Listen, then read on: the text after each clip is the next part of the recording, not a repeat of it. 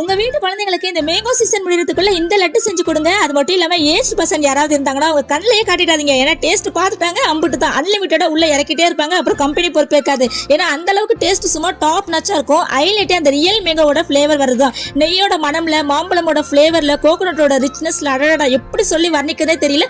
அந்த மாதிரி செம்ம டேஸ்டா இருந்துச்சு. இவ்வளவு கம்மியா பண்ண வச்சு என் கையை கட்டி போட்டுட்டீங்களேன்னு சின்ராசை பார்த்து கேட்டேன். ஏன்னா அவர் தான் இதோட டேஸ்ட் எப்படி இருக்கும் தெரியல. ஸோ இருக்கிற மாம்பழமே வேஸ்ட் பண்ணாம கொஞ்சமா பண்ணு சொல்லிட்டாரு.